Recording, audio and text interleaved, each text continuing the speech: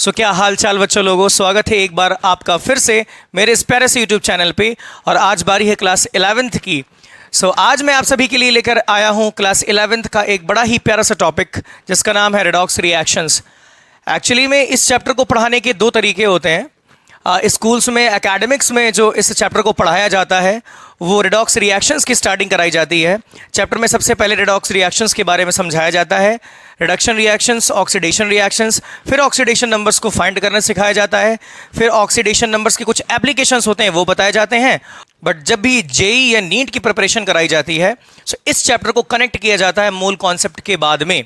मतलब कि मूल कॉन्सेप्ट के बाद में आपको ऑक्सीडेशन नंबर पढ़ाया जाता है, और ऑक्सीडेशन नंबर ही अपने आप में एक काफ़ी बड़ा टॉपिक है जिसको समझना बहुत ज़्यादा ज़रूरी है। क्योंकि अगर ये चैप्टर आपको समझ में आ गया, इतना ज़रूर मानो कि at the end of the chapter आपको ये चैप्टर सबसे आसान लगेगा और इससे आने वाले न्यूमेरिकल आप तुरंत के तुरंत करके आओगे। तो चलिए शुरू करते हैं। सबसे पहले ये जानेंगे कि ऑक्सीडेशन नंबर एक्चुअली में होता क्या है। तो मेरी बात सुनो, डेफिनेशन यहाँ पर देख लो क्या लिखी हुई है। It is defined as a real charge. देखो, रियल चार्ज हो या इमेजिनरी चार्ज हो, developed over an atom of an element when it goes from its elemental state to combined state। मतलब किसी भी एलिमेंट के एटम के ऊपर दिखाई देने वाला जो रियल चार्ज होता है, जो आपको वास्तव में दिखाई देता है, या तो फिर उसके ऊपर जो इमेजिनरी चार्ज आएगा जिसको आपको अपनी मन की आंखों से देखना पड़ेगा। इस आने वाले रियल या इमेजिनरी चार्ज को हम लोग एक्चुअली में बोलते क्या है, हम लोग बोलते क्या है, ऑक्सीडेशन नंबर। अब कहानी यहाँ से आती है कि रियल और इमेजिनरी चार्ज आएगा कैसे। तो ये तो बहुत आसान सी चीज़ है कि जो एटम्स हैं वो चार्जेस मतलब आयंस का फॉर्मेशन तभी करते हैं जब उनके अंदर से कुछ नंबर ऑफ परमानेंटली लूज हो जाते हैं या कोई एटम परमानेंटली इलेक्ट्रॉन्स को गेन कर लेता है। सो फिर पॉजिटिव कटायंस और नेगेटिव एनायंस का फॉर्मेशन होता है, ठीक है ना। तो इन्हीं एटम्स के ऊपर आने वाले रियल चार्ज को हम लोग ऑक्सीडेशन नंबर बोलते हैं, या उनके ऊपर किसी ना किसी तरीके से इमेजिनरी चार्ज दिखाई दे रहा हो, हम लोग उसको ऑक्सीडेशन नंबर बोलेंगे। मतलब एक बात तो क्लियर हो जाती है कि किसी भी एटम के ऊपर अगर आपको कोई चार्ज दिखाई देता है तो उस चार्ज को आप ऑक्सीडेशन नंबर बोलोगे, सीधी सी बात है। और अगर कभी आपको दिखाई नहीं दे रहा है तो आपको कुछ दिमाग लगा के देखना पड़ेगा, मन की आंखों से, जादुई आंखों से देखना पड़ेगा। तो चलो आओ जरा समझते हैं क्या चीज़ होती है। For example H+। देखो यहां पर आपको साफ साफ दिखाई दे रहा है कि H के ऊपर +1 का चार्ज है। कितने का चार्ज है? +1 का चार्ज। तो भैया यही इसका ऑक्सीडेशन नंबर हो जाएगा। बहुत आसान सी चीज़ है भाई, देखो बहुत धीरे धीरे समझेंगे, बहुत आसानी समझेंगे, वरना फिर कॉम्प्लिकेटेड होता चला जाएगा ना। हाँ, और हम लोगों को चीज़ों को बहुत आसानी से समझना है कि चीज़ें दिमाग में घुस जाएं भाई साहब। देखो O2-, ऑक्सीजन के ऊपर 2- का चार्ज है। ये आया कब? जब इसने 2 इलेक्ट्रॉन परमानेंटली गेन किए। इसके ऊपर आने वाली इसी नेगेटिव चार्ज को हम लोग इसका ऑक्सीडेशन नंबर बोलेंगे। कोई दिक्कत भाई साहब? ऑक्सीजन का ऑक्सीडेशन नंबर कितना हो गया? -2। सुनो, इधर +1 और -2 लिखना जरूरी है। आप जब भी ऑक्सीडेशन नंबर को लिखोगे तो साइन के साथ लिखोगे, प्लस या माइनस। कम से कम ये तो पता चले भाई साहब इलेक्ट्रॉन्स लूज हुए हैं कि गेन हुए हैं ना। चलो इतना तो समझ में आ गया कि हाइड्रोजन और ऑक्सीजन के ऊपर तो साफ साफ चार्जेस दिखाई दे रहे हैं। अरे एक और आयन ले लो, क्लोरीन Cl-। इसके ऊपर आपको कितना चार्ज दिखाई दे रहा है? -1 का। सो ये -1 हो जाएगी क्लोरीन की oxidation state, oxidation state of chlorine, ठीक है ना।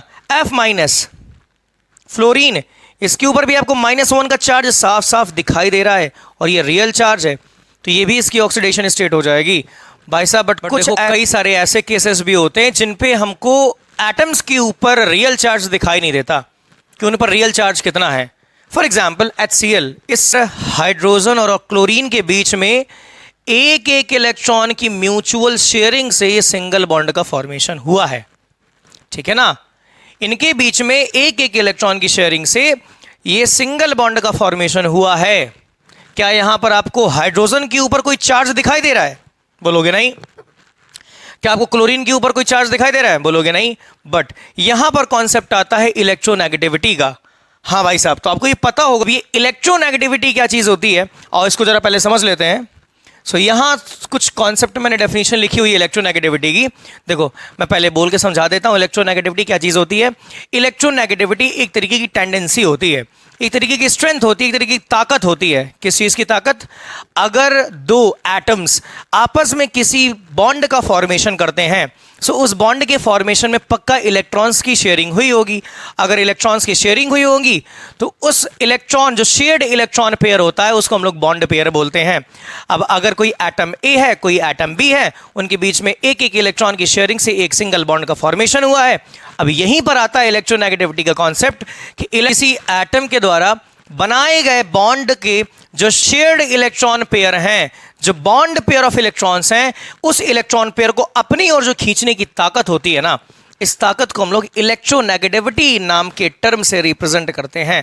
सो electronegativity can be defined as a tendency of an atom to attract the electron bond pair, the shared electron pair towards itself. अपनी ओर इस बॉन्ड पेयर ऑफ इलेक्ट्रॉन को खींचने की जो ताकत होती है, हम उस ताकत को इलेक्ट्रोनेगेटिविटी के नाम से जानते हैं। यहाँ पर डेफिनेशन भी लिखी हुई है, the tendency of an atom in a molecule to attract the shared pair of electrons towards itself is known as electronegativity. For example, जैसे मैंने वहां पर HCl का एग्जाम्पल लिया हुआ था, तो देखो भाई साहब, अच्छा हाँ, ये जो स्ट्रेंथ का ऑर्डर है, ये आपके सामने लिखा हुआ है। फ्लोरीन की इलेक्ट्रोनेगेटिविटी सबसे ज़्यादा होती है, उसके बाद ऑक्सीजन की, नाइट्रोजन की, क्लोरीन की, ब्रोमीन की, आयोडीन की, carbon, sulphur, hydrogen and phosphorus. ठीक है ना, ये इलेक्ट्रोनेगेटिविटी का एक ऑर्डर होता है। आप समझ सकते हो किसकी स्ट्रेंथ ज़्यादा है। ठीक है ना, फॉर एग्जाम्पल जैसे मैं बात कर दूं HF की, फ्लोरीन के एक इलेक्ट्रॉन की शेयरिंग से इनके बीच में एक सिंगल कोवेलेंट बॉन्ड बना है, तो हम ऐसा बोल सकते हैं कि हाइड्रोजन और फ्लोरीन के बीच में एक बॉन्ड पेयर ऑफ इलेक्ट्रॉन्स है, एक बॉन्ड पेयर ऑफ इलेक्ट्रॉन्स है जो इनके बीचों बीच है। कहानी इस बात पे आती है कि इस बॉन्ड पेयर ऑफ इलेक्ट्रॉन्स पर हक किसका ज्यादा है, किसका अधिकार ज्यादा है। तुम बोलोगे सर दोनों का ज्यादा है, तो कहानी आती है कि नहीं सर ऐसा नहीं होता। यहां पर हम लोग चेक करते हैं इलेक्ट्रोनेगेटिविटी किसकी ज्यादा है, ताकत किसकी ज्यादा है भाई साहब। तो ताकत चेक करने के लिए यह पता है कि इलेक्ट्रोनेगेटिविटी फ्लोरीन की ज्यादा है, मतलब फ्लोरीन की इस शेयर्ड इलेक्ट्रॉन पेयर को अपनी ओर खींचने की ताकत ज्यादा है। सो उस इलेक्ट्रोनेगेटिविटी प्रॉपर्टी की वजह से ये फ्लोरीन इस बॉन्ड पेयर ऑफ इलेक्ट्रॉन को अपनी ओर खींच लेगी, जिसकी वजह से ये बॉन्ड पेयर ऑफ इलेक्ट्रॉन थोड़ा सा शिफ्ट हो जाएगा फ्लोरीन की तरफ, और फ्लोरीन के चारों तरफ इलेक्ट्रॉन डेंसिटी बढ़ जाएगी, क्योंकि इसकी ओर इलेक्ट्रॉन्स खींच के चले आए। अब अगर इसकी ओर चारों तरफ इलेक्ट्रॉन डेंसिटी बढ़ जाएगी तो इसके ऊपर पार्शियल नेगेटिव चार्ज आने लगेगा और इसके ऊपर पार्शियल पॉजिटिव चार्ज आने लगेगा। साफ साफ तुम्हें दिखाई दे रहा है कि HF के बीच में जो बॉन्ड पहले कोवेलेंट था, अब वो थोड़ा सा पोलराइज हो गया। मतलब ये जो बॉन्ड है ये पार्शियली आयनिक बॉन्ड भी है और पार्शियली कोवेलेंट बॉन्ड भी है। तो यहां पर आपको दिखाई देने लगा कि शायद किसी ना किसी प्रकार से हाइड्रोजन के ऊपर +1 चार्ज इनिशिएट हो रहा है, और ये एक इमेजिनरी चार्ज है जो हमको कंपाउंड के बाहर दिखाई नहीं देता, बट एक्चुअली में इलेक्ट्रोनेगेटिविटी के डिफरेंस की वजह से और इस बॉन्ड पेयर ऑफ इलेक्ट्रॉन्स के खिसक जाने की वजह से इन दोनों एटम्स पर आने लगता है। तो आपको किसी भी एटम की ऑक्सीडेशन स्टेट देखने के लिए दो चीज़ें चाहिए, या तो उसके ऊपर आपको रियल चार्ज दिखाई दे, या उसी कंपाउंड के अंदर आपको अपने जादुई आंखों से देखना पड़ेगा कि इलेक्ट्रोनेगेटिविटी के डिफरेंस की वजह से किस एटम पर कितना चार्ज आ रहा है। और जरा देख लो यहाँ पर जो क्लोरीन की इलेक्ट्रोनेगेटिविटी है वो हाइड्रोजन से बहुत ज़्यादा होती है। सो ये जो क्लोरीन है ये इस इलेक्ट्रॉन बॉन्ड पेयर को अपनी ओर खींचेगा, और जब खींचेगा तो इसके ऊपर पार्शियल नेगेटिव पार्शियल पॉजिटिव आएगा। सीधी सी बात, अगर इनको तोड़ने दोनों को अलग अलग तो ये H+ आयन में कन्वर्ट हो जाएगा और ये Cl- आयन में कन्वर्ट हो जाएगा। साफ साफ अब दिखने लगा कि इसके ऊपर +1 आए, इसके ऊपर +1 की ऑक्सीडेशन स्टेट है और इसके ऊपर -1 की ऑक्सीडेशन स्टेट है। तो यहां से समझ में आ रहा है कि देखो ऑक्सीडेशन नंबर की जो कहानी है वो सिर्फ इतनी है, किसी भी एटम के ऊपर, किसी भी सिंगल एटम के ऊपर जो आपको रियल चार्ज दिखाई दे, एक्चुअली में उस पर चार्ज कितना है उसी को ऑक्सीडेशन नंबर बोल देंगे। या तो किसी कंपाउंड के अंदर आप बॉन्ड को पोलराइज करो, इलेक्ट्रोनेगेटिविटी के बारे में जानो, फिर जादुई आंखों से देखो कि कितना चार्ज राइज हो रहा है, उस चार्ज को हम लोग भी ऑक्सीडेशन नंबर बोलेंगे। ठीक है ना, बहुत धीमे धीमे से समझते हुए चलेंगे, अभी ऑक्सीडेशन नंबर के बारे में बहुत कुछ पढ़ना है। एक एग्जाम्पल और ले लेते हैं, फॉर एग्जाम्पल वाटर। अगर पानी की बात करें, देखो पानी की बात करो, वाटर, सबको पता है भैया इस ऑक्सीजन की इलेक्ट्रोनेगेटिविटी हाइड्रोजन से ज्यादा होती है, ऑक्सीजन की इलेक्ट्रोनेगेटिविटी हाइड्रोजन से ज्यादा होती है। सो इस बॉन्ड पेयर ऑफ इलेक्ट्रॉन्स को ये ऑक्सीजन अपनी ओर खींच लेगा, जिसकी वजह से इस पर -1 का चार्ज, इस पर +1 का चार्ज आएगा। सेम कहानी यहां पर भी होगी। ऑक्सीजन अपनी ताकत की वजह से, इलेक्ट्रोनेगेटिविटी की वजह से इस बॉन्ड पेयर को अपनी ओर खींचेगा। इस पर -1 का चार्ज आएगा, इस पर +1 का चार्ज आएगा। सवाल बोला जाएगा what is the oxidation state of hydrogen. So oxidation state of hydrogen is +1 and oxidation state of oxygen is -2। तो ये -2 आ गया ना, तो चार्ज इस पर दिखाई दे रहा है, दैट इज -2। सो भाई साहब यहां से कहानी आती है ऑक्सीडेशन नंबर की, कि ऑक्सीडेशन नंबर कैसे निकालते हैं। या तो आपको रियल चार्ज दिखाई दे या इमेजिनरी चार्ज दिखाई दे। तो चलिए हम लोग उन रूल्स के बारे में जान लेते हैं जिनको जानना बहुत जरूरी है किसी भी कंपाउंड में किसी एटम की ऑक्सीडेशन नंबर निकालने से पहले। तो चलिए नियमों को देख लेते हैं। सबसे पहला नियम हाइड्रोजन के बारे में। देखो हाइड्रोजन बड़ा ही बदतमीज टाइप का इंसान है। ये कुछ ऐसा है कि जिसके साथ रहता है उसी की गुणगान गाता है ना। तो हाइड्रोजन की कहानी देखो कैसी होती है कि ऐसा समझो कि oxidation number of hydrogen is usually +1, but देखो कहने का मतलब oxidation number of hydrogen is usually +1। ज्यादातर केसेस में हम लोग हाइड्रोजन का ऑक्सीडेशन स्टेट हमेशा +1 लेते हैं, but in the case of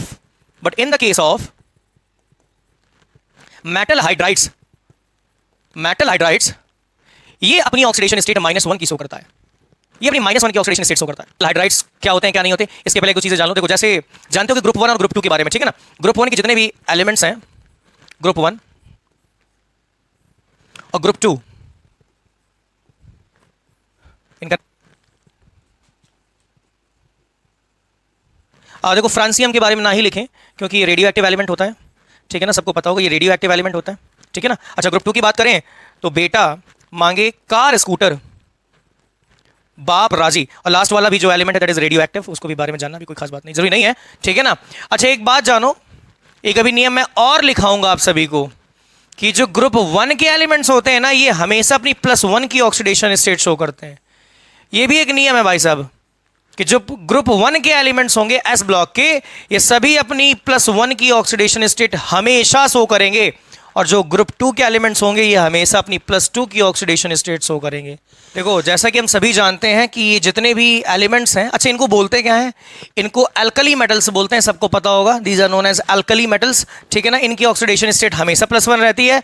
अगर इनमें से या अल्कलाइन अर्थ मेटल्स में से हाइड्रोजन कभी किसी के साथ कंबाइन हुआ तो सुन लो, for example NaH sodium hydride, तो भाई साहब हमको पता है सोडियम की ऑक्सीडेशन स्टेट ऑलवेज +1 रहती है, और अगर इसकी x मान लें तो इस पर नेट चार्ज जो है जो वो 0 है, तो यहाँ से x आ जाएगा -1, मतलब हाइड्रोजन की ऑक्सीडेशन स्टेट यहाँ कितनी आ जाएगी, -1। तो देखो यहाँ पर मैंने लिखा हुआ है कि जो हाइड्रोजन अपनी -1 की ऑक्सीडेशन स्टेट दिखाता है।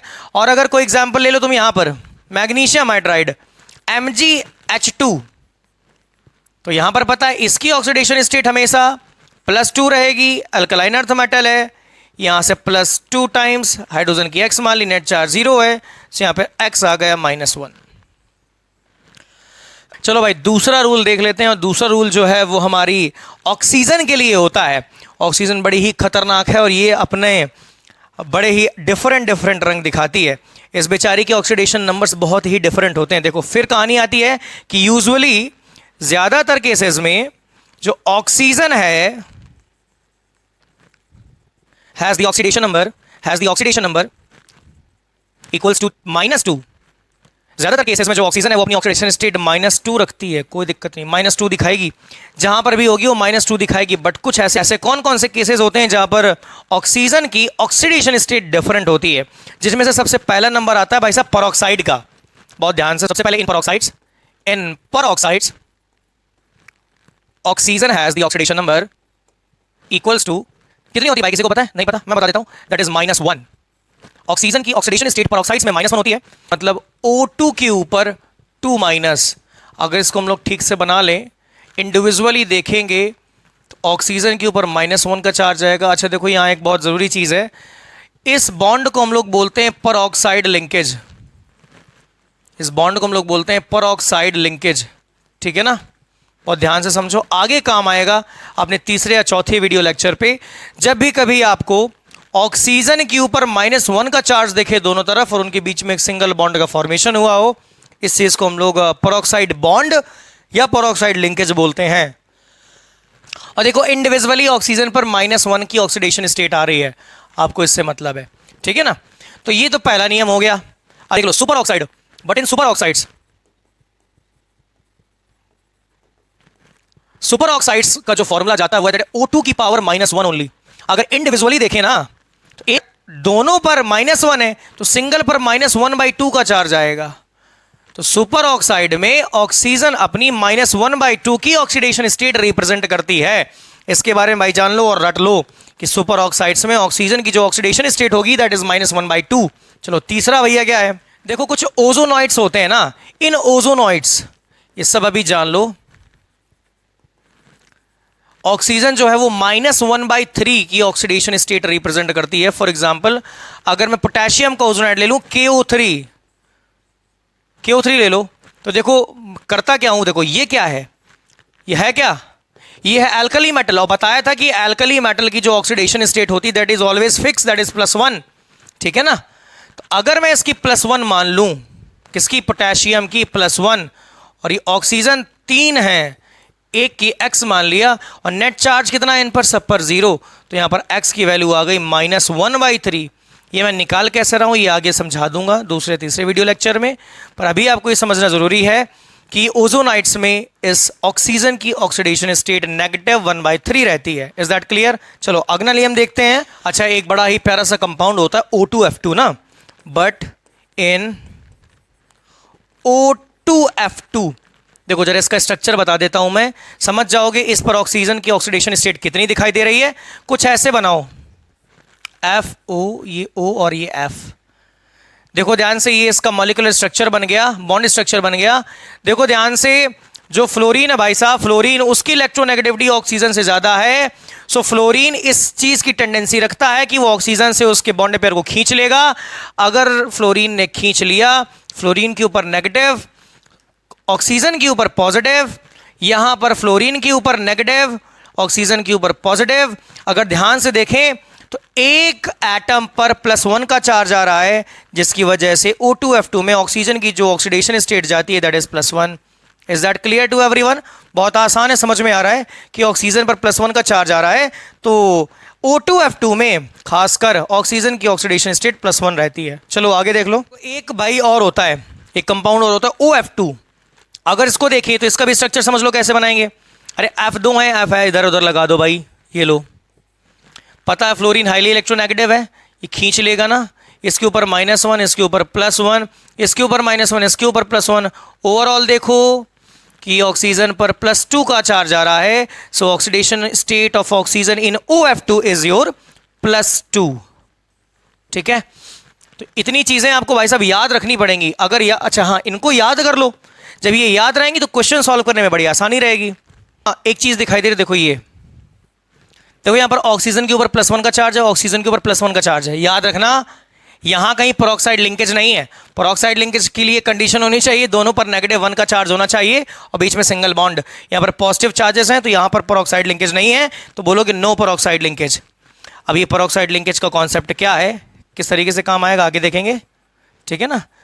अभी इससे मतलब नहीं, सिर्फ समझना है। चलो आगे देख लेते हैं, कुछ नियम और भी होते हैं।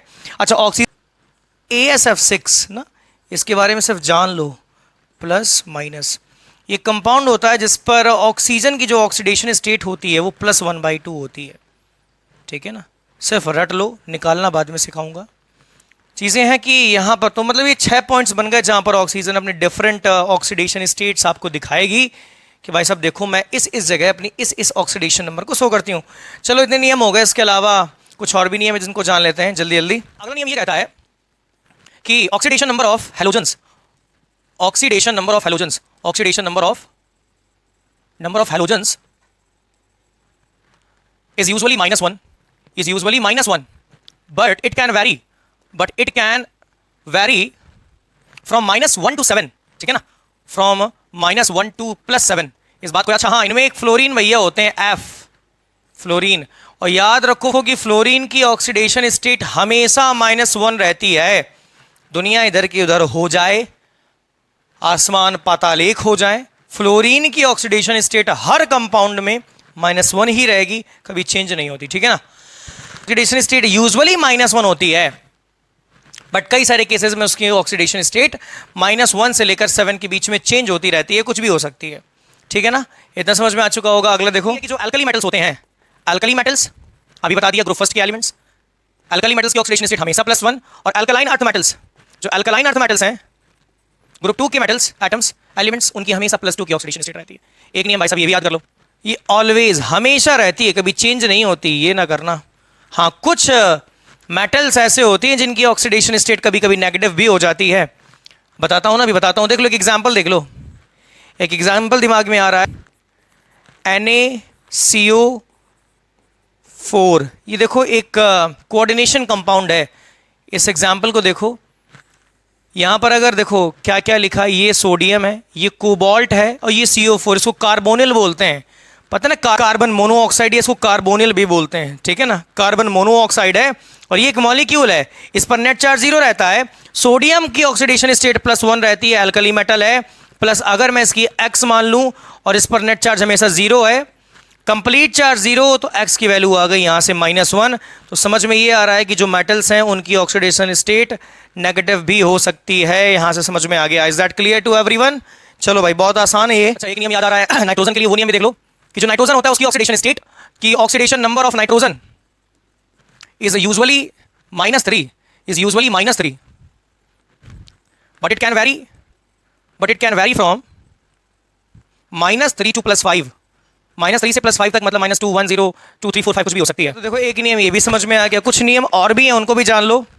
देखो जितने भी एलिमेंट्स हैं, मतलब all the atoms of elements in their elemental state, मतलब all the atoms in their elemental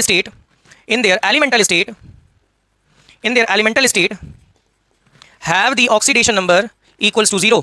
अरे कहने का मतलब जितने भी एटम्स हैं, अगर वो एलिमेंटल फ्री स्टेट में हैं तो उनकी ऑक्सीडेशन स्टेट 0 होगी। जैसे H2, O2 और N2, S8, P4 भी ले लो, वाइट वाला, ठीक है, और भी होते हैं P।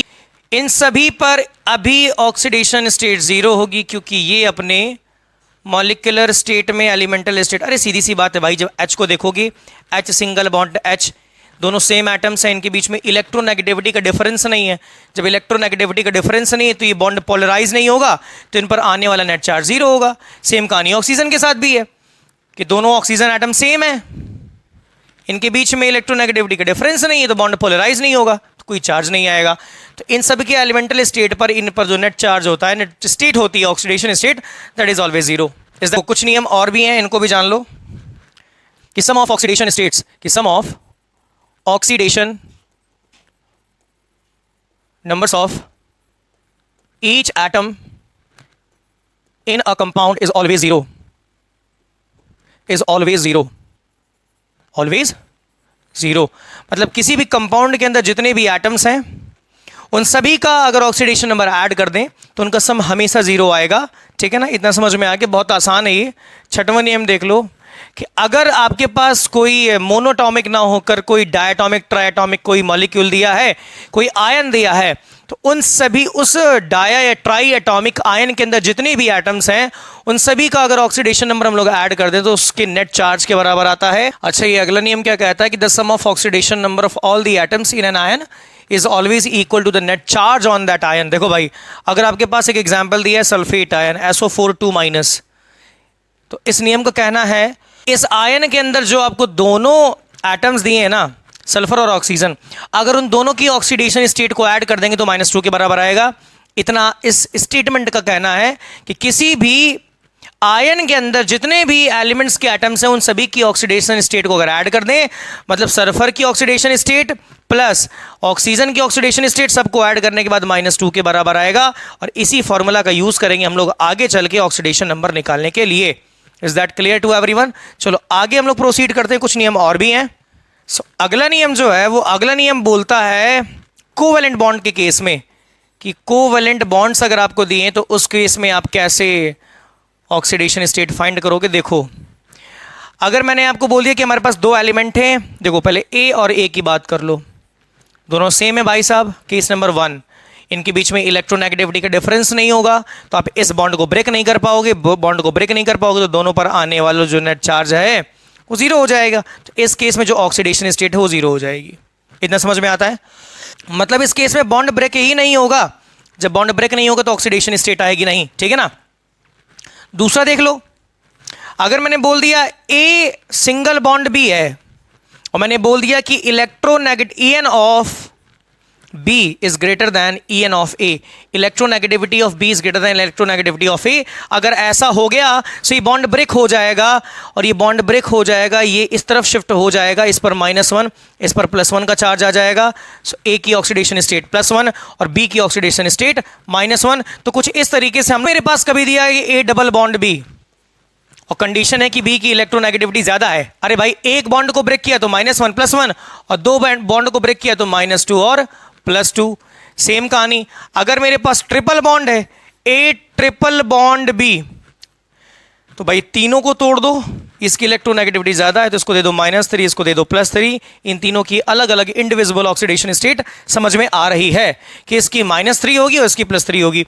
ये कोवेलेंट बॉन्ड को ब्रेक करने के तरीके से हम लोग ऑक्सीडेशन नंबर फाइंड कर सकते हैं। मेरे दिमाग में एक नियम और भी आ रहा है लाओ उसके बारे में डिस्कशन कर लेते हैं।